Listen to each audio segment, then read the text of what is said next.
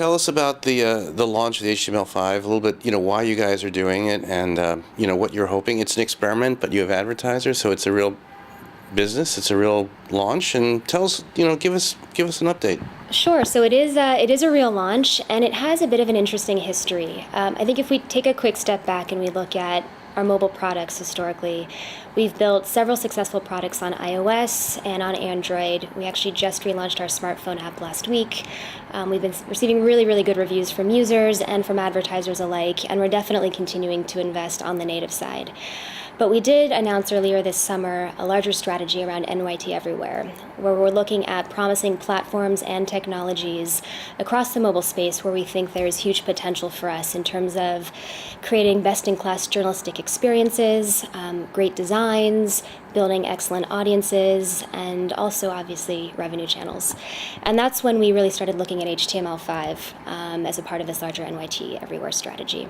So this app does a few things differently. First, we sort of treat it as our experimental sandbox. It is not a replacement for the iOS apps or our Android apps. So if you look at our native iPad app right now, it's keyed off of the web sections.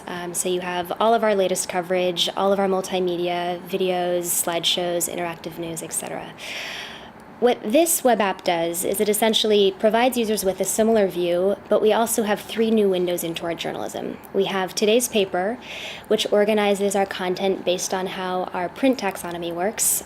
Some users have written in and said, I appreciate all that you do, but there's so much coverage, and I have a history and a routine with you. I like to read based on the sections of the newspaper. Is that an option? So it's about creating a boundary or a framing device to help users continue any sort of print routine that they've had with us over on the tablet.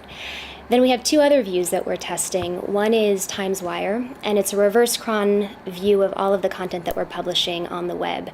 It's, again, printed articles, it is video, it's slideshows and other multimedia. And this has kind of a really lovely feeling of serendipity because it can unearth, a hidden blog post that a user might not read or find on their own. And it can also give you, great kind of play-by-play as a breaking news story is unfolding and you have a blog post from this desk and maybe an article from this desk. So it really is more about discoverability and serendipity. And then the 4th view that we're testing is something called trending, and we're using an API that our R&D group built called Cascade, and it looks at the top trending articles, New York Times articles on Twitter in the past hour. So it's a very interesting mix based on what is socially popular in the Twitter sphere at that given point in time. It's a very targeted campaign to subscribers. We isolated our tablet subscribers as a great audience base to test this product. 1, because they're very engaged and the brand loyalty is there, and 2, in the past, they've been very vocal with their opinions. We know that they will give us good feedback for us to be able to iterate and improve on the product.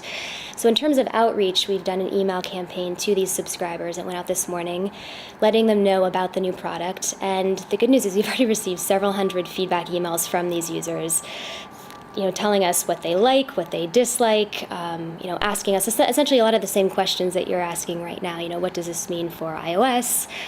Is this a replacement product for the website? And overall response has been very, very good. If anything, we're now giving our subscribers more choice and more ways to give us feedback so that we can improve our products across the board. Tell us about some usability issues. Yeah, sure. So HTML5, as much as it has advanced web standards, it doesn't have all of the same capabilities as our native apps. So we do have offline reading, but we do not have, for instance, full photography just because the weight of the photos is too much for the browser cache to handle. Same thing for video, but even video is tough to watch in a native app offline. There are certain things such as breaking news alerts, which are trickier to build in a web app versus a native app. But overall, we've actually been very pleasantly surprised by what we can accomplish really within, HTML. So you guys did it yourself then? We did. We have a very talented group of JavaScript developers who are all in-house, and it's been a very rapid and agile process. We actually started on initial prototypes last year, and we circulated them to all employees on the news side and our colleagues on the business side, and we got a lot of really good feedback. And we really went back to the drawing board this spring and came up with a more kind of clear and interesting product vision, which we then built out, and we're excited to launch today. Where are things going in terms of mobile, in terms of the opportunities for publishers as you see them, developing now? Yeah, so, going back to the NYT Everywhere strategy, we're looking at kind of three big areas of opportunity for us. One, we have our native apps. They are incredibly strong, and we continue to invest in them and grow them and iterate and test and learn from them. Then we have the mobile web and our web apps, which is another area. The mobile web has been around since 2006. It's definitely not new, but we'll be continually investing and evolving that product. The web app is something that we're testing for the first time today. And then we also have you can think about the off-site partnerships. We just launched with Flipboard in June, and so you can kind of think of, the old linking economy of the web. We're trying to rethink what that might mean for the app world and how we can distribute our content to new audiences, give existing subscribers other benefits, really, market ourselves as much as possible to audiences who otherwise wouldn't see us, so we can develop new brand relationships in the mobile space.